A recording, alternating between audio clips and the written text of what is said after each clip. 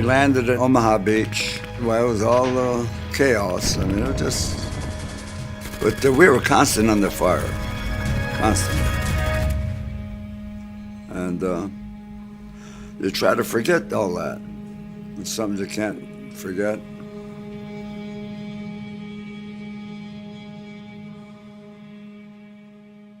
My full name is Onofrio Zakari. They call me Nono.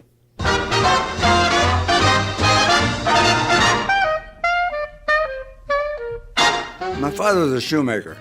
In fact, I still got one of his machines out in the garage yet. And I grew up in an Italian family. I lived in the town Geneva, New York. I remember Pearl Harbor, it was snowing. It was wintertime, of course. When it happened, I felt like I should go. I mean, go into service, but I had to stay and help support the family. And so I just stayed out as long as I could. I didn't volunteer for anything.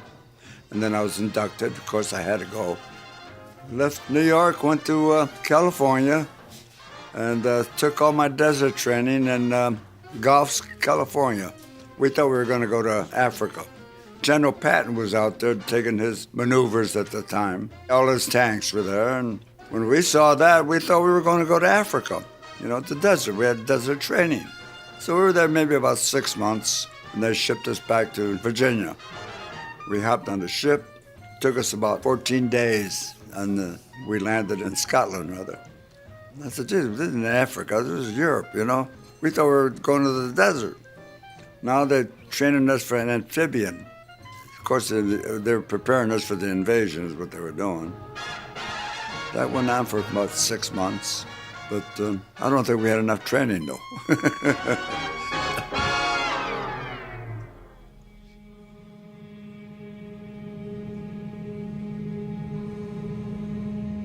In June of 1944, after 4 long years of German dominance throughout Europe, the Allies were prepared to invade the French coast and bring Hitler's forces to ruin.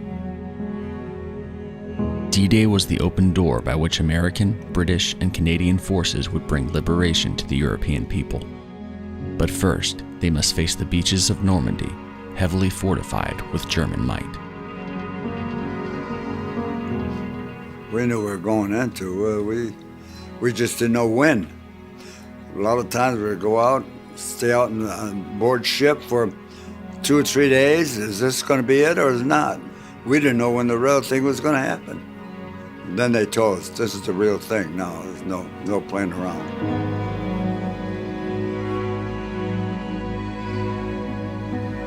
We landed in the 5th wave, and everybody was nervous, of course.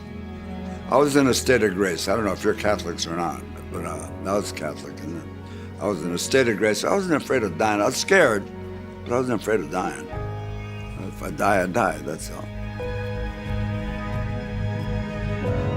We only had 5 ducks in the outfit, just 5, and that was the company. But they got knocked out immediately. They didn't even make one landing.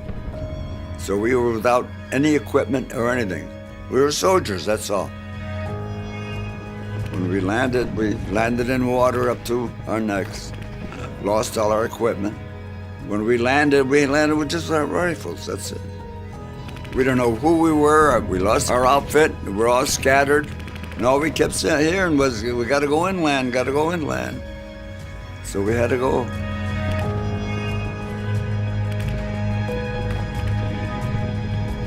When we landed at Omaha Beach, well, it was all chaos. I mean, it was just, but we were constant under fire, constantly.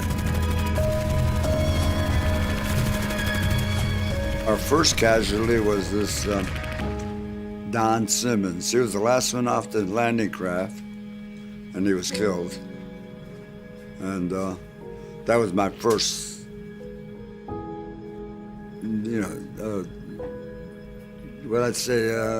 death that I've seen, and seen a lot of dead soldiers. A lot of dead soldiers. And you try to forget all that. It's something you can't forget. This GI was sitting in a corner, And he was sitting on his helmet. And he was a redhead. I'll never forget him. And he was holding his guts. He was just torn apart. And he was holding his guts like this. And he kept saying, "I'm going home, I'm going home, I'm going home." And I said, "I wish you luck. I don't know if you made it or not."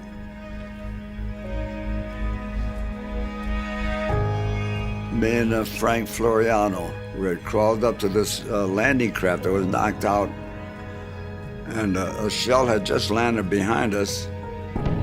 That's when I got hit, and I caught a piece of shrapnel in my leg. I don't think we had that good of a training, really, but there was a lot of soldiers, you know that. Wave after wave, the Allied troops continued to pour in.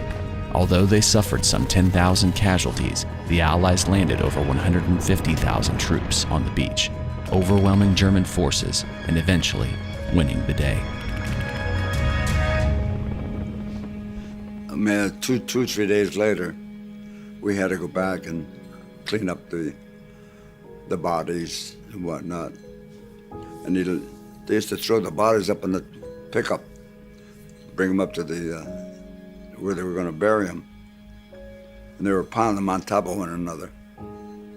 And Father Flanagan says, "No," he says, "you lay my boys down flat, individually. You treat them." He said, "Those are my boys." Every time I think about it, I get choked up. But he was always tears running down. He was giving the last rites, you know. And he was that was one of the things I really remember.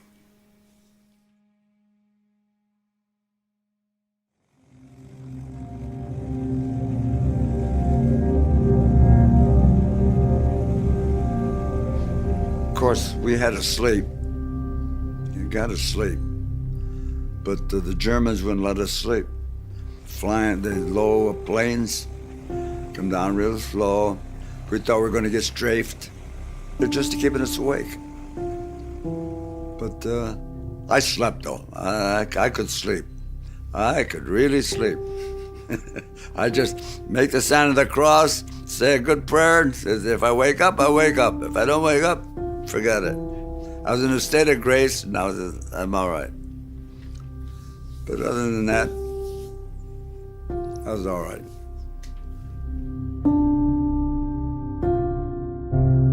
Nono's state of grace would keep him throughout the war, from the push across France to the Battle of the Bulge, where he joined with 101st Airborne at Bastogne. Though he suffered frostbite due to the bitter cold, grace would eventually see him safely to the end of the war, when German forces finally surrendered in May of 1945. So we finally board ship. I don't remember even coming home from Europe. It's weird. I don't remember the boat. I don't remember anything. All I remember was that it landed in New York and was discharged by an officer. And that was it.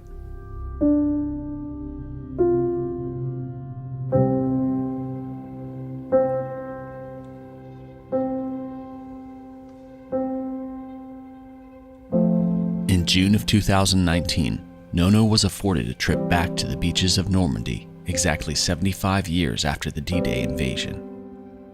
This momentous occasion not only brought on a torrent of memories, but also much-needed closure. It was quite interesting. That's when I found Don Simmons.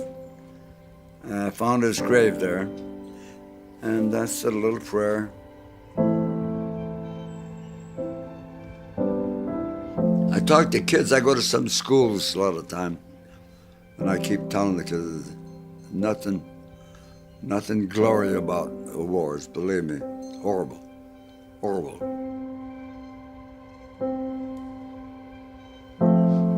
I was wounded at Normandy. I didn't care whether I got the medal or not, but my kids wanted it.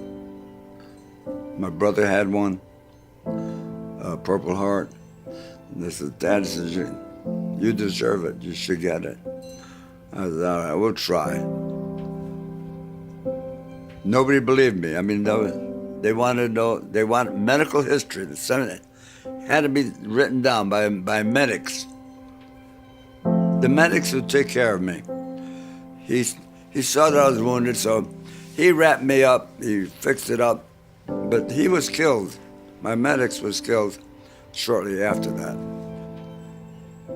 Well, 2 days later, I caught an infection. I had another medic look at it. He looked at it, cleaned me up. There's never made a report. There's never a medical report. I didn't go to what they call sick call every morning. You know, who the hell's going to go to sick call every morning in Normandy? You know what I mean? I had a couple buddies. They wrote letters stating that I was wounded. Then I had my commanding officer. He wrote a letter. This went on for many, many, many years. That's when Zach came in. He worked, 2-3 years. He wouldn't give up. In fact, I gave up. Even with Zach, I gave up. He said, no, he said, I'm not going to give up. And he worked hard. I finally got it. And they presented me with the award down here in Vegas. Now, my kids are happy. I'm happy.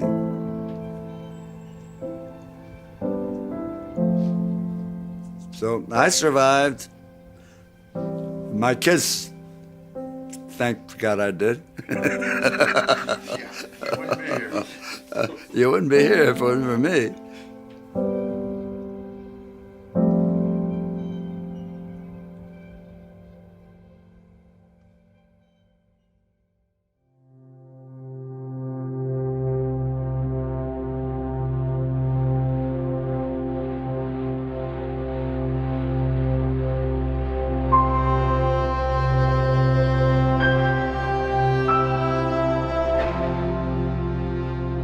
Hi everyone, I'm Josh from Memoirs of World War II, and I just want to say thank you for watching this episode. Our goal is to capture as many World War II veteran stories as we can from all over the world, but we can't do it alone. If you'd like to help us in this mission, consider supporting us through Patreon and check out our website memoirsofworldwar2.com for more information. If you haven't already, be sure to subscribe to our channel and click the notification bell so you don't miss a single episode. Again, we want to thank you for your support, and thanks for watching.